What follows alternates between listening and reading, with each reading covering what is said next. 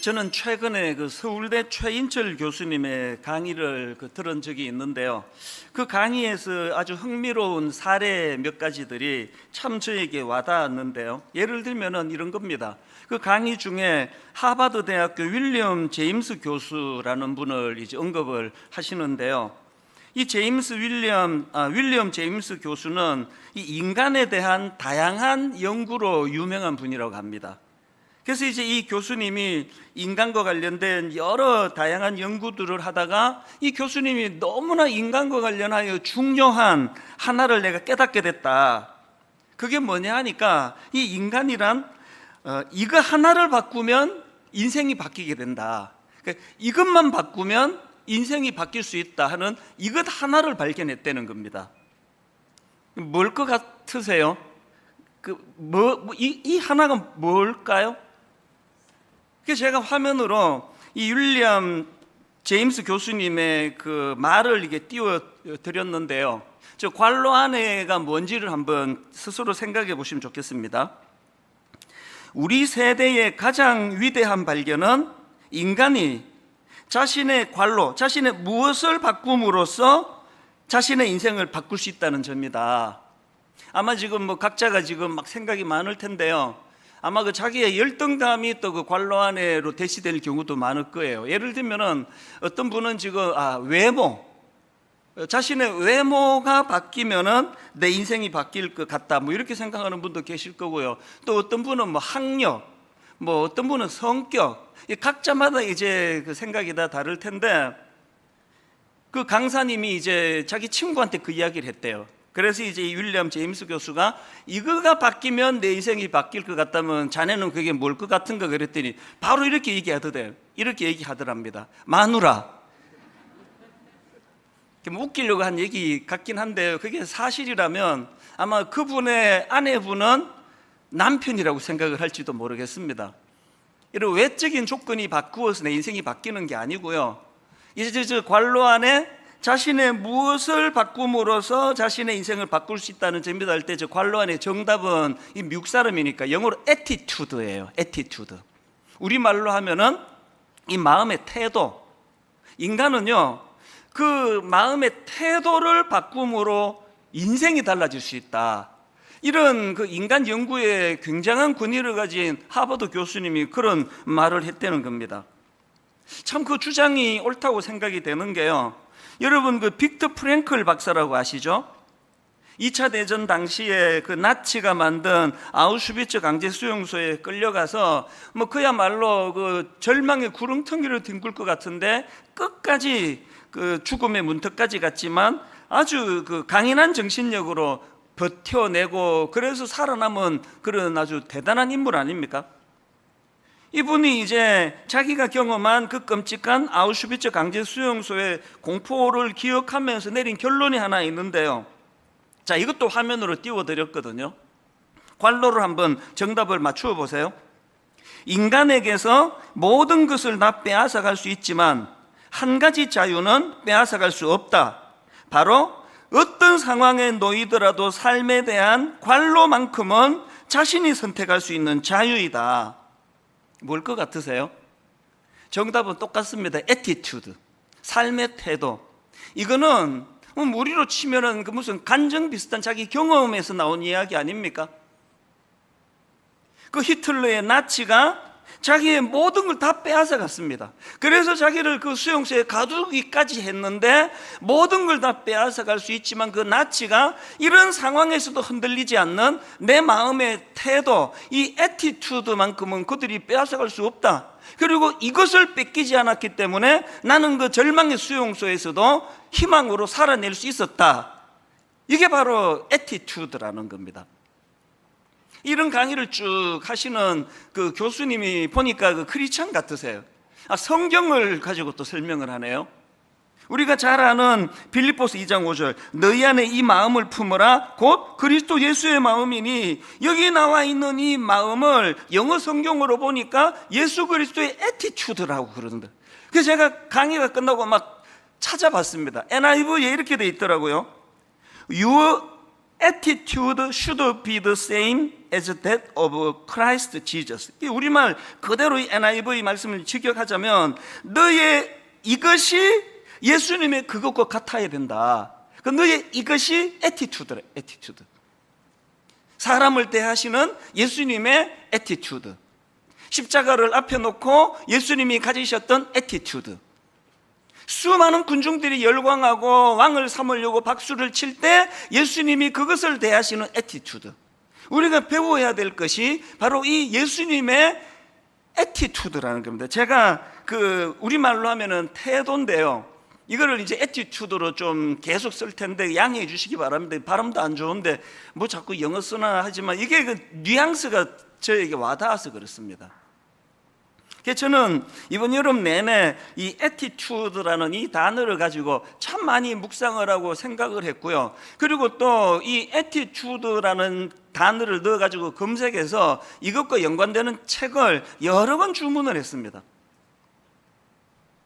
그렇게 구입한 책 중에 김진세 박사님이라는 분이 쓴 그 제목 자체가 attitude예요. 이게 나중에 이제 개정하면서 제목을 바꾼 걸 제가 봤는데요. 저는 예전 책을 중고 서점에서 구입을 했는데 그 책에 보니까 이 attitude는 라틴어 앱투스에서 출발한 단어인데요. 이 앱투스는 준비 혹은 적응 이런 뜻을 가진 단어라는 겁니다. 그러니까 어원적인 의미로 따지자면 이 attitude라는 것은 무엇인가를 행할 준비가 된 상태. 이걸 조금 더 보완한 설명이 칼 융이라는 심리학자가 내린 정의인데요. 자, attitude란 어떤 특정한 방향으로 행동하거나 반응하는 정신의 준비 태세다. 이게 무슨 말인가 하면 그 사람들마다 그 attitude, 그 마음의 태도가 뭐냐면은 어떤 일을 겪든지 어떤 사람을 대하든지 나는 이렇게 반응하기로 준비가 돼 있는 거라는 겁니다. 부정적인 생각의 자세를 가진 사람은 어떤 상황에서든 거기서 부정적으로 이야기하고, 긍정적이서 코로나19를 가지고 대부분의 사람들이 낙심하고 힘들어하는데 또 어떤 사람들은 이 코로나19라는 사건을 통해서 주님을 더 가까이 알고 주님께 더 나아가고 하나님을 더 의지하는 도구로 쓸 수 있는 사람이 있다는 거. 이게 애티튜드라는 겁니다.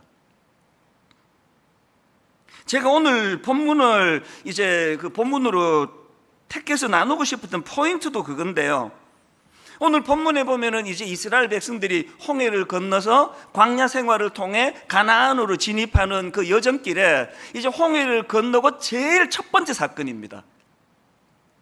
첫사랑, 첫 경험, 또 첫 기억 이러듯이 항상 이제 이 첫째가 주는 그 의미가 있는데요. 지금 이스라엘 백성들이 하나님 은혜로 홍해를 건너 이스라엘 그 광야를 배회하는데 첫 번째 경험이 오늘 본문에 나오는 마라의 썬물입니다. 그 광야를 배회하다가 막 목이 타들어가는데 갈증을 느끼는데 물이 있어서 보니까 이게 썬물이에요. 마실 수 없는 물입니다. 그래서 이제 너무 괴로워하고 있으니까 하나님께서 그 썬물을 단물로 바꾸어 주셨다. 그리고는 나는 너희들을 치료하는 여호와다 이렇게 말씀하셨다는 간단한 내용인데요. 여기에 굉장히 중요한 메시지들이 많이 담겨 있다는 겁니다. 이 마라의 썬물을 어떤 의미를 부여할 수 있느냐 하면 어떤 사람은 그 광야 생활 가운데 그 썬물을 단물로 바꾸시는 여호와 하나님이 이제 그것을 통해서 이 광야에 결핍된 수많은 여정길 가운데 나는 이것들을 이 결핍을 채워주는 전능자 하나님이다. 이 메시지를 던져주신 그런 의미를 갖고 있다. 이렇게 해석해도 맞고요. 그런가 하면 이제 하나님께서 그 썬물을 단물로 바꾸시고 나는 그 치료하는 여호와다. 그래서 우리 내면의 상처와 상함이 광야길 가운데 많이 생길 텐데 그럴 때 치료자 되시는 하나님을 의지해야 된다. 이런 메시지로 우리는 해석할 수 있다. 그래도 맞는 얘기고요. 다 맞는 얘기예요. 그런데 이걸 좀 더 큰 그림으로 포괄적으로 이 그림을 찾아서 여기서 교훈을 찾자면 어떤 메시지를 얻을 수 있을까 이런 생각을 하면서 보니까 제가 그 24절이 눈에 띄는 겁니다. 본문 23절을 다시 한번 보세요.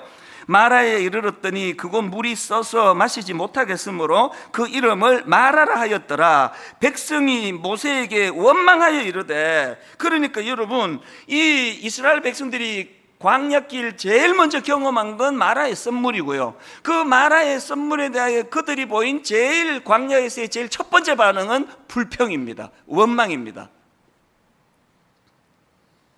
이게 왜 의미가 있느냐 하면은 그렇게 불평하고 원망했을 때 하나님께서 썬물을 단물로 바꾸어 주시고 나는 너희들을 치료하는 여호와라는 놀라운 그런 기적적인 말씀을 주셨고요. 그리고 바로 그 사건 다음에 나오는 것이 되게 유명한 엘림 동산, 이런 이야기 지금도 아마 그 고유명사로 많이 쓰는 것을 볼 수 있는데요.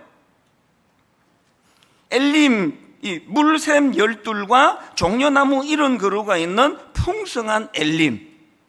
지금도요, 교회에서 무슨 이름을 지을 때는 우리처럼 가평 우리 마을 이렇게 촌스럽게 안 짓습니다. 엘림 동상. 이게 뭘 의미합니까? 풍성, 풍요.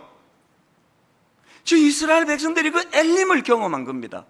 그리고는 바로 그 다음 16장에서 그 내용을 다루는데요. 자, 1절과 2절을 보십시오.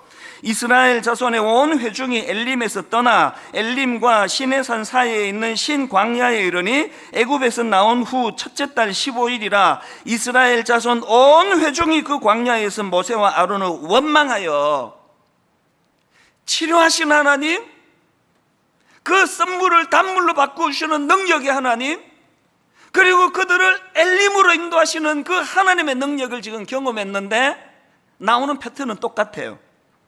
이스라엘 자손 온 회중이 그 광야에서 모세와 아론을 원망하여. 이것이 광야 생활 내내 보여주는 이스라엘 백성들의 삶의 그 패턴 아닙니까? 그래서 여러분, 아까 제가 애티튜드란 어떤 특정한 방향으로 행동하거나 반응하는 정신의 준비 상태다, 준비 태세다, 이런 말씀을 드렸는데요.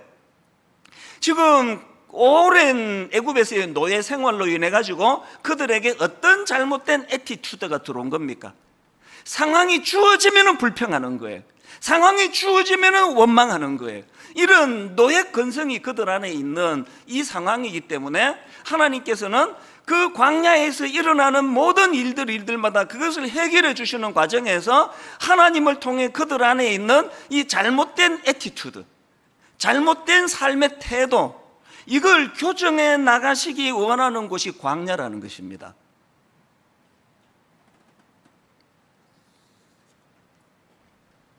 태도를 바꾸면 성공이 보인다. 이번에 제가 또 구해서 본 책 중에 하나인데요, 그 책에 보니까 아주 흥미로운 이야기 하나가 담겨져 있습니다. 이거 제가 예전에 한번 인용한 것 같기도 해요.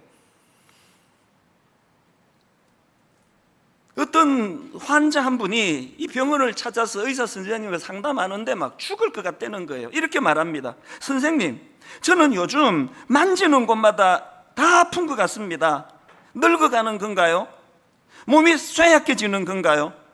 무릎을 누르면 무릎이 아프고 배를 누르면 배가 아픕니다. 여기 관자놀이 옆을 만지면 거기도 아프고요. 도대체 무엇 때문인가요? 그래서 이제 그 의사가 옛날에 나온 책이니까요, 전신 엑스레이 촬영을 이제 했다는 겁니다. 요즘으로 치면 MRI 촬영 이런 거겠죠. 전신을 샅샅이 점검을 하고 의사가 답을 찾은 겁니다. 그래서 그 환자분을 불러서 이제 이런 설명을 했습니다. 선생님께서 왜 만지는 곳마다 아픈지 이유를 찾아냈습니다. 몸에는 이상이 없는데요, 손가락이 부러져 있습니다. 지금 제가 그 애티튜드, 잘못된 애티튜드라는 설명을 드리고 있잖아요. 지금 손가락이 부러진 상태, 이게 잘못된 애티튜드를 상징적으로 말하는 거예요. 손가락이 부러져 있으니까 자기가 누르는 곳마다, 자기가 경험하는 곳마다, 자기가 맞닥뜨리는 사람마다 다 아픈 거예요. 다 잘못된 거예요. 그래서 몸을 고치는 것이 아니라 이 손가락을 고쳐야 된다. 이게 지금 제가 강조해 드리는 애티튜드, 삶의 태도를 바꿔야 된다. 제가 왜 이 설교를 해야 되겠다 마음을 먹었냐 하면, 코로나19, 아우슈비츠 수용소에 갇혀있던 그 사람들처럼 대부분의 사람들이 코로나19는 우리를 후퇴하게 만들고 우리를 낙심하게 만들고, 또 그저께도 보니까 지금 코로나19로 인한 우울증, 우리나라 분들이 믿겨지지는 않은데 거의 절반 가까이가 지금 코로나로 인한 우울한 상태다, 그런 글들도 있는데요. 이럴 때 예수 믿는 우리가 어떤 그리스도 안에서의 건강한 애티튜드를 가짐으로 말미암아 이런 코로나19조차도 주님을 더 사랑하는 도구로, 내 영혼이 더 풍성해지는 도구로 이것들을 사용할 수 있을까? 이것을 만드는 결정적인 게 이게 애티튜드를 교정하는 거라는 겁니다. 제가 희망을 갖는 건요, 이번 여름에 제가 이 태도와 관련된 여러 책들을 읽으면서 거의 모든 전문가들이 이구동성으로 하는 게 이 애티튜드는 훈련에 의해서 교정될 수 있다는 겁니다. 바뀔 수 있다는 겁니다. 오늘 여러분, 영적인 이 노예 생활이라고 하는 이 약한 이 세상 속에서 잘못 습득된 우리 내면의 애티튜드가 성령의 은혜와 능력으로 훈련됨으로 하나씩 하나씩 교정되어가는, 그래서 주님 닮아가는 성숙이 이루어지게 되기를 주님 이름으로 축복합니다. 자, 그럼 뭘 교정해야 될까요? 여러 가지가 있지만 저는 대표적으로 두 가지, 이 교정해야 될 두 가지 부정적인 태도가 뭐냐? 첫째는요, 자기 자신에 대해서는 절망의 습관입니다. 절망의 습관. 이 절망의 습관, 여러분이 너무나 잘 아시는 이제 가나안 정복을 코앞에 두고 가데스 바네아에서 12명의 정탐꾼을 현지를 둘러보고 왔더니 딱 10대 2로 10명의 정탐꾼의 그 보고가 이렇습니다. 민수기 13장 32절 33절, 이스라엘 자손 앞에서 그 정탐한 땅을 악평하여 이르되 우리가 두루 다니며 정탐한 땅은 그 거주민을 삼키는 땅이요 거기서 본 모든 백성은 신장이 장대한 자들이며 거기서 네피림 후손이 아낙 자손의 그인들을 보았나니 우리는 스스로 보기에도, 이 중요합니다, 스스로 보기에도 메뚜기 같으니 그들이 보기에도 그와 같았을 것이니, 이 원리를 아셔야 됩니다. 내가 나를 메뚜기처럼 보면 그들도 나를 그렇게 본다는 거예요. 내가 나를 초라하게 인식하면 그들도 나를 초라한 인간으로 낙인 찍는다는 사실이에요. 지금 광야 생활을 그렇게 오래 배회했으면서 그들 내면에 아까 제가 그 애티튜드에 대한 그 정의를 해드렸잖아요. 애티튜드란 어떤 특정한 방향으로 행동하거나 반응하는 정신의 준비태세다. 이미 그들은 난 메뚜기다, 난 보잘것없다, 우리는 비참한 인생이다. 그래서 뭘 보고 오든지 간에 그들 앞에 우리는 메뚜기 같은 존재다라고 대답할 준비가 되어 있으니까 그것만 보이는 거예요.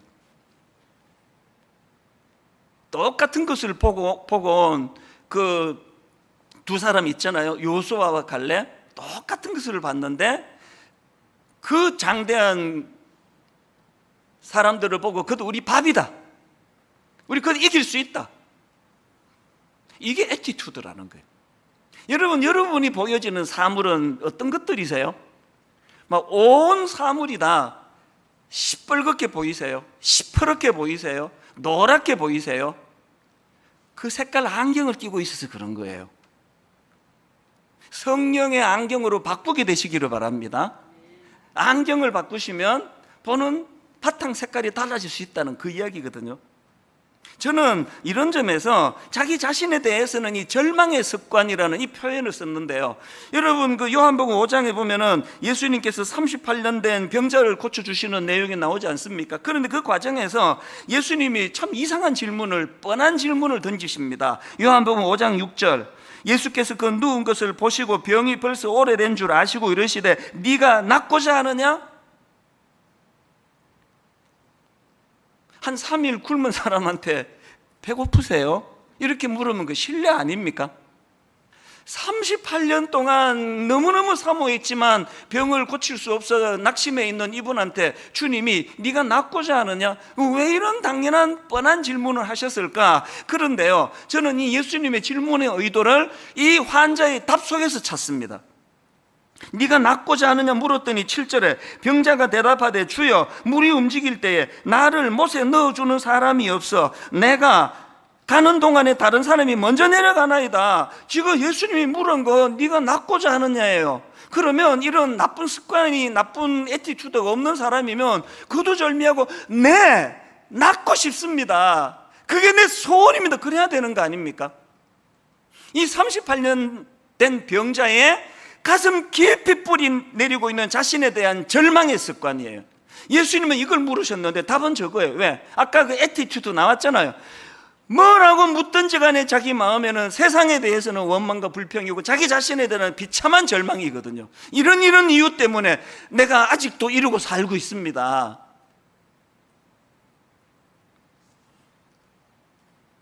코로나19 시대에 우리가 두려워해야 되는 것은 이것이 우리에게 절망의 습관을 가져올 거예요. 온 이야기가 다 절망적인 얘기니까요. 저는 오늘 성령님이 저와 여러분 심령 속에 이 강력한 질문 하나가 던져지기를 원합니다. 네가 낫고자 하느냐? 네가 낫고자 하느냐는 질문 앞에 이 절망의 습관으로 답하지 마세요. 하나님, 우리 가정이 얼마나 비참한지 아십니까? 하나님, 코로나19 때문에 지금 경제적으로 막 죽을 것 같습니다. 주님은 그 38년 된 병자 내면에 오래된 절망의 습관을 교정해 주시기를 원하십니다. 그런가 하면 두 번째로 우리가 교정해야 될 부정적인 태도가 하나 더 있는데요, 자기 자신에 대해서는 절망의 습관이라면 타인에 대해서는 원망의 습관입니다. 원망의 습관. 홍해를 건너자마자 마라의 선물에서 그들이 제일 먼저 보여준 게 그 타인에 대한 원망 아닙니까? 자, 출애굽기 15장 23절 24 본문 다시 한번 보세요. 마라에 이르렀더니 그곳 물이 써서 마시지 못하겠으므로 그 이름을 마라라 하였더라. 백성이 모세에게 원망하여 이르되, 이것이 아까 출애굽기 16장 1절 2절에서 이스라엘 자손 온 회중이 광야에서 모세와 아론을 원망하여로 그렇게 발전이 됐다 그랬고요. 그것이 광야 생활 내내, 그래서 민수기 14장 2절에 이제 10명의 정탐꾼이 우리는 그들을 못 이깁니다, 우리는 그들 앞에 메뚜기 같습니다 그랬더니 민수기 14장 2절 이스라엘 자손이 다 모세와 아론을 원망하며 이를 악물고 나 자신에 대하여 뿌리 깊은 이 절망의 습관, 어떤 상황에 맞닥뜨리든지 간에 나는 안 된다, 나는 초라한 인생이다, 나는 성공할 수 없다, 우리 가정은 회복이 어렵다, 이 절망의 습관이 습관, 절망의 습관. 타인에 대해서는 원망의 습관, 모든 타인은 원망의 대상. 이것들을 어떻게든 주님 앞에 주님 이름으로 이것들을 교정해 나가야지만 우리 안에 있는 어두움이 거두어지고 하나님이 주시는 밝음으로, 희망으로 회복이 될 수 있다는 겁니다. 이런 차원에서 저는요, 이 나쁜 태도, 이 나쁜 애티튜드, 이것들을 이제 바꾸어 나가는 훈련을 해 나가야 된다고 보는데요. 그래서 저는 이제 우리가 해 나가야 될 이 훈련의 의미를 가지고 이것들을 풀어 나가기를 원합니다. 우리가 이제 오늘 설교 제목도 그렇고 이 광야라는 거는 이 태도 바꾸기 훈련의 장소다 그랬는데, 이 태도 바꾸기 훈련이란 무슨 의미를 가지고 있는 건가, 두 가지로 정리를 해 드릴게요. 첫째로요, 태도 바꾸기 훈련이 뭐냐? 생각의 여백을 갖는 훈련입니다. 생각의 여백을 갖는 훈련. 이게 뭔지를 설명을 안 들으면 이 내용을 파악하기가 어려운데 설명을 해 드릴게요. 아까 그 빅터 프랭클 박사 이야기 해 드렸잖아요. 최인철 교수님이 이 빅터 프랭클 박사님과 관련한 너무 중요한 컨셉 하나를 강의해서 저는 참 감사하게 생각합니다. 빅터 프랭클 박사가 주창한 그 개념 중에 자극과 반응 사이의 공간, 다시요, 자극과 반응 사이의 공간, 이런 개념을 설명하는데 이게 뭘 말하는가 하면은, 이 빅터 프랭클 박사가 아우슈비츠 강제 수용소에서 이제 관찰하면서 보니까 너무나 희한한 거예요. 똑같은 지금 그 절망적인 수용소에 갇혀 있는데 뭐 대부분이 사람이 그랬겠죠. 대부분의 사람들이 절망의 수용소에서 희망이란 찾을 수가 없으니까 인간성을 잃어버리고, 그리고는 이제 우울하고 막 자살하고 내버려둬도 그렇게 시들시들 인간성을 상실해 버리는데, 그런데 그 중에서 그런 절망적인 상황 속에서도 인간의 존엄을 절대로 놓치지 않고 어떤 경우에도 삶을 포기하지 않고 절망하지 않는 사람들이 있더라는 겁니다. 사실은 자기 자신도 그 중에 한 사람 아닙니까? 그 얘기 다 아시죠? 이 빅터 프랭클 박사가 인간의 존엄을 거기서 잃지 않기 위해 가지고 어디서 그 낡은 그 깨진 유리병 조각을 구해 가지고 아침마다 일어나 가지고 피가 터지도록 면도하는 장면. 내가 이 인간의 존엄을 잃지 않기 위하여, 이게 희망을 붙들기 위해서. 그래서 이분이 이제 그 질문한 게 뭐냐, 이 차이가 어디서 나오느냐는 거예요. 이 똑같은 절망의 그 수용소에서 왜 어떤 사람은 절망으로 죽어가고 인간의 존엄을 다 잃어버리는데 왜 어떤 사람은 이렇게 존엄을 잃지 않고 희망을 잃지 않는가? 거기서 발견한 게 바로 자극과 반응 사이의 공간이라는 겁니다. 여러분이 자극과 반응 사이의 공간이라는 개념이 뭐냐 하면은요, 사람들은 자기 삶에 어떤 자극이 오면 바로 반응하는 게 아니라 그 자극에 대하여 먼저 생각을 한 후에 반응한다는 겁니다. 그래서 이제 그 자극과 반응 사이의 이 공간, 그 생각의 공간이 얼마나 깊고 얼마나 넓었냐에 따라서 이후의 행동이 결정이 되더라는 겁니다. 신앙생활이 왜 중요한지 아세요? 우리 묵상하잖아요. 우리 큐티 하잖아요. 기도하잖아요. 이게 전부 자극과 반응 사이의 공간입니다. 어떤 일을 우리는 맞닥뜨리든지 간에 하나님 앞에서 우리는 묵상을 통해, 기도를 통해 이 공간을 확보하는 거예요.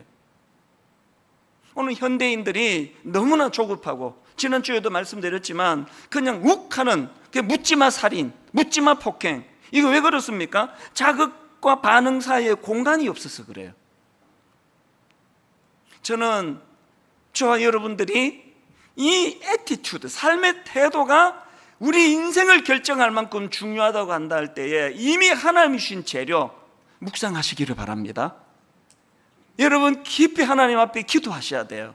그래서 이 공간을 확보하셔야 됩니다. 그리고 그 공간 안에서 히브리서 3장 1절, 그러므로 함께 하늘의 부르심을 받은 거룩한 형제들아, 우리가 믿는 도리의 사도시며 대제사장이신 예수를 깊이 생각하라.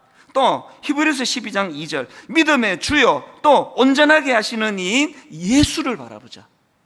여러분, 이렇게 가슴 아픈, 또 나를 힘들게 하는 코로나19를 유시한, 너무나 사람에게, 너무나 환경에게 상처를 받기 쉬운 현대인들에게 있어서 자극과 반응 사이에 이 공간, 하나님을 묵상하고, 그래서 아까 너희 속에 이 마음을 품으라고 예수 그리스도의 마음이라 할 때 이 예수 그리스도의 마음이 애티튜드라고 그랬듯이, 주님이라면 어떻게 생각하셨을까? 주님이라면 어떻게 반응하실까? 이 일을 너무나 잘한 인물이 사도 바울 아닙니까? 감옥에서 썼다고 하는 빌립보서 4장 4절에서 주 안에서 항상 기뻐하라, 내가 다시 말하노니 기뻐하라, 이거 엄청난 긍정적인 애티튜드 아닙니까 이게? 아니, 감옥에서 이런 기쁨을 노래할 수 있는 거, 이게 굉장히 긍정적인 태도 아닙니까? 근데 사도 바울에게 이런 긍정적인 애티튜드가 어떻게 만들어졌느냐? 바로 그 다음 6절 7절에 답이 나와 있습니다. 보세요. 아무것도 염려하지 말고 다만 모든 일에 기도와 간구로, 다시요, 아무것도 염려하지 말고 다만 모든 일에 기도와 간구로, 그리고 너희 구할 것을 무엇으로? 감사함으로 하나님께 아뢰라. 그리하면 모든 지각에 뛰어난 하나님의 평강이, 그리하면 모든 지각에 뛰어난 하나님의 평강이 그리스도 예수 안에서 너희 마음과 생각을 지키시리라. 대답해 보세요. 사도 바울은 지금 자극과 반응 사이에 공간이 있습니까, 없습니까? 자극과 반응 사이에 확보된 공간 안에 예수 그리스도를 묵상하고, 여기서 우리가 깨달아야 되는 게 뭐냐? 여러분, 이 기도는요, 우리의 부정적인 생각을 교정하는, 우리의 부정적인 태도를 교정하는 하나님의 도구라는 사실이에요. 그런가 하면 두 번째로 태도 바꾸기 훈련이라는 게 뭐냐? 미래지향적인 목표 갖기 훈련입니다. 미래지향적인 목표. 이스라엘 백성들이 가진 치명적인 잘못된 애티튜드는 끊임없이 과거지향적이에요. 그 출애굽기 한번 읽어보세요. 막 틈만 나면은 과거로 돌아가자예요. 틈만 나면은 애굽으로 돌아가자예요.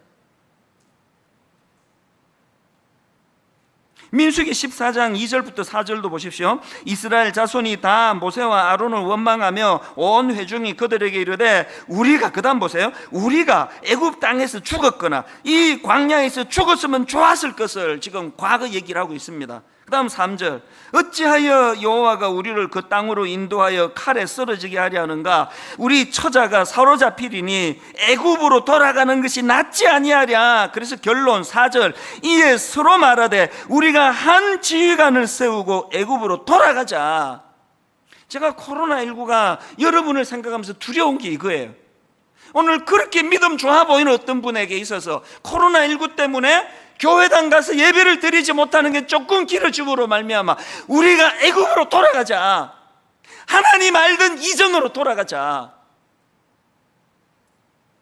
오늘 우리가 하나님 앞에서 이 애티튜드, 이게 내 인생을 결정한다고 한다면 하나님 오늘 이 상황들이 재료가 되어서 미래지향적인 인물이 되기를 원합니다. 그래서 여러분 지금과 같은 때는요, 빌립보서 3장 13절 14절을 묵상하셔야 됩니다. 형제들아, 나는 아직 내가 잡은 줄 여기지 아니하고 오직 한 일, 즉 뒤에 있는 것은 잊어버리고 앞에 있는 것을 잡으려고 표대를 향하여 그리스도 예수 안에서 하나님이 위에서 부르신 부름의 상을 위하여 달려가노라. 세 번역으로 14절 끝부분을 보니까 목표점을 바라보고 달려가고 있습니다. 한 2주 전서부터 제 마음에 막 춤을 추면서 상상하는 게 하나 있습니다. 그랬더니 그저께부터 또 막 뉴스가 더 저를 자극을 시키는데요. 뭐냐 하니까 요즘에 저는 이제 새벽에 말씀 묵상을 막 머리에 집어넣고 1시간 한 20분 정도 빠른 걸음으로 한 10,000보씩 걷거든요. 계속 걸으면서 요즘에 한 2주 동안에 마음으로 영적인 상상력을 가지고 춤을 추는 게 하나 있습니다. 미래지향적인 게 뭐냐, 점점 코로나가 이렇게 오래 간다, 또 번지기 시작한다, 어느 교회에 확진자가 생겼다, 이런 일이 터질 때마다 내 안에 이 상상력이 주는 노래는 더 커집니다. 그게 뭔지 아세요? 계속 상상하는 게, 여러분 코로나19가 언젠가는 끝날 거 아닙니까? 백신 나오고. 내 마음의 상상력이 이거예요. 어느 날 국가적으로 국민 여러분, 드디어 코로나19가 종식되었습니다, 이렇게 선언되는 바로 그 다음 주일날 전 교회적으로 모여 축제 같은 예배를 드리는 꿈을 꾸기 시작했습니다. 너무 가슴이 벅찬 거예요. 막 마스크 다 벌써 던져버리고 막 답답해 힘드시잖아요. 그리고 막 이게 드문드문 앉아있으니 이게 무슨 재미예요. 막 옛날처럼 막 더운데 막 딱딱 들어붙고 앉고 막 인사하다가 침 막 튀고, 저는 막 거룩한 침이 막 여기저기서 터져나오는 그날을 꿈꾸고 있습니다. 내 침이 저분에게 튀고 저분의 침이 내게 튀어도 해를 주지 않은 막 그 상상을 해요. 그래서 이제 코로나19가 종식되었습니다라는 국가적인 선포가 있고 난 바로 그 다음 주일 예배가 한 번도 드려보지 못한 가슴 벅찬 예배가 되기를 꿈꾸고 있습니다. 같이 꾸십시다. 마음껏 내 교회로 달려갈 수 있고, 누구에게도 주저하지 않고 무슨 이야기든 침튀가면서 할 수 있고, 껴안아줄 수 있고, 축복할 수 있고, 눈물을 닦아줄 수 있고, 한 2주 동안에 제 마음에 너무너무 기쁨을 줍니다. 아침에 저는요, 여름이 너무 좋거든요. 딱 하나라 그래, 이유 2가지라 그랬는데 수박은 원래 맛이 없어가지고 별로 기대가 안 되고요.